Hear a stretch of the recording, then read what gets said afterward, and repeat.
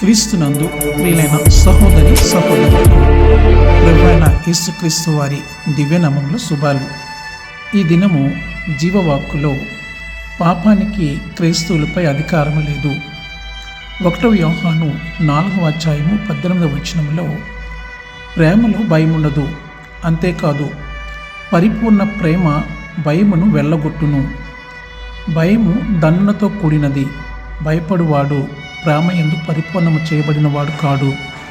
కొత్త నిబంధనలు పాపముతో సమస్య లేదు, కానీ ఇప్పుడు సమస్య అంత అజ్ఞానము. అపోస్తుడైన పౌలు రోమిలికి రాసిన పత్రిక 6:14 మీరు కృపకే గాని ధర్మశాస్త్రమునకు లోనైన వారు కారు గనుక పాపము మీ మీద ప్రభుత్వము చేయదు. అంటే ఇకపై పాపానికి మనపై అధికారం లేదు. దేవుడు మనల్ని అంగీకరిస్తున్నాడు. అయితే మనము నిబంధనలకు కట్టుబడి ఉండడానికి ప్రయత్నించడం లేదు. దేవుడు చాలా మంచివాడు, దయగలవాడు. కాబట్టి తన కోసం జీవించడానికి మనల్ని స్వేచ్ఛగా చేశాడు. 1 యోహాను 3:9 దేవుని మూలంగా పుట్టిన ప్రతి వానిలో ఆయన బీజము నిలుచును గనుక వాడు పాపము చేయడు. వాడు దేవుని మూలంగా పుట్టినవాడు గనుక పాపము చేయజాలడు. దేవుని మూలంగా జన్మించినవాడు పాపము చేయడు, ఎందుకంటే అతని విత్తనము అతనిలో ఉంది మరియు అతను దేవుని నుండి జన్మించాడు, కాబట్టి అతను పాపము చేయలేడు. పరిశుద్ధ గ్రంథమైన బైబిలు సరళమైనది మరియు సూటిగా ఉంది. మళ్ళీ జన్మించిన లేదా దేవుని నుండి జన్మించిన ఎవరైనా పాపము చేయలేడు. వాక్యముతో సమస్యలు ఉన్నవారు ఇప్పటికీ పాపం యొక్క నియంత్రణ శక్తిలో ఉన్నారు. దానిని ఆపడానికి తమ స్వంత శక్తితో ప్రయత్నిస్తున్నారు. బైబిలులోని వాక్యము నిజమైందని అర్థం చేసుకోవడము మనకు ఉత్తమ మార్గము. క్రీస్తు సువార్తను ఉన్నట్టుగా నమ్మండి, స్వేచ్ఛగా జీవించండి. పాపము అనే విషయము ఈరోజు సజీవంగా ఉన్న యేసుక్రీస్తు ద్వారా చాలా కాలం క్రితము పరిష్కరించబడింది. మనము చాలాసార్లు ఏదో ఒక రూపంలో పాపములో పడిపోతూ ఉంటాము. నిజం, ఏ నిజమైన క్రైస్తవుడు పాపము చేయడానికి పూనుకోడు, దానిలో ఆనందించలేడు. వ్యక్తులు పాపము చేయడానికి 2 కారణాలు ఉన్నాయి. వీటిలో ఏదో ఒక కారణము లేకపోతే 2 కారణాల బట్టి పాపము చేస్తాడు. అవి ఏంటంటే భయము మరియు స్వార్థము. అయితే దేవుడు వీటి స్థానంలో విశ్వాసము మరియు ప్రేమ అనే 2 విషయాలను తీసుకువచ్చాడు. విశ్వాసం ద్వారా, ప్రేమ ద్వారా చేసేది పాపము కాదు.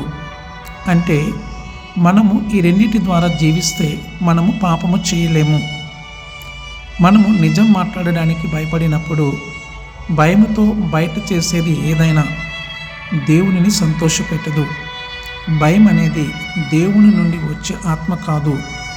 మనము దానిని మన జీవితంలో ఆచరించకూడదు. ఒక వ్యక్తి స్వార్థముతో జీవించినప్పుడు అతడు చంపడము, దొంగలించడము, ఖండించడము, ప్రతీకారము తీర్చుకోవడము లేదా అతనికి ఆనందాన్ని కలిగించే ఏదైనా చేయడము కొనసాగిస్తూ ఉంటాడు. 1 యోహాను 3:8 అపవాది మొదటి నుండి పాపము చేయుచున్నాడు గనుక పాపము చేయవాడు అపవాది సంబంధి. అపవాది యొక్క క్రియలను లయపరచుటకే దేవుని కుమారుడు ప్రత్యక్షమయ్యను. నా ప్రియ సహోదరుడా, సహోదరి, మీరు ఇకపై అపవాదికి మరియు పాపము యొక్క నియంత్రణ అధికారములో లేరు. కాబట్టి పాపము మిమ్మల్ని వేధించడానికి అనుమతించవద్దు. బాధ్యత వహించండి. విషయాలు మలుపు తిరుగుతాయి. మీరు ఈ విధంగా ఒప్పుకోండి. ప్రభువైన యేసుక్రీస్తు పేరిట నేను అపవాదికి, అతని నుండి ఏదైనా పొందడానికి నిరాకరిస్తున్నాను. నేను దేవుని రాజ్యానికి చెందిన వాడిని. నేను మళ్ళీ జన్మించినప్పుడు సాతాను నా జీవితంపై నీ అధికారము ఇరిగిపోయింది. నేను శాశ్వత జీవితాన్ని పొందాను. మరియు నేను దేవుని బిడ్డను అయ్యాను. నేను ఇకపై నీకు చెందిన వాడిని కాను. నీపై నాకు అధికారం ఉంది. నా ప్రియ సహోదరుడా, సహోదరి, మీకు ధన్యవాదాలు. ఎందుకంటే ప్రతిరోజు జీవవాక్కును వింటూ ఉన్నారు. మీరు విశ్వాసంలో బలపడుతున్నారని, దేవుని వాక్యంలో ఎదుగుతున్నారని ఆశిస్తూ ఉన్నాను. మీరు ఈ యొక్క జీవవాక్కును మీ స్నేహితులకు, మీ బంధువులకు, మీ తెలిసిన వారికి కూడా షేర్ చేయాలని, వారు కూడా దేవుళ్ళు బలపడాలని ఆశిస్తూ ఉన్నాను.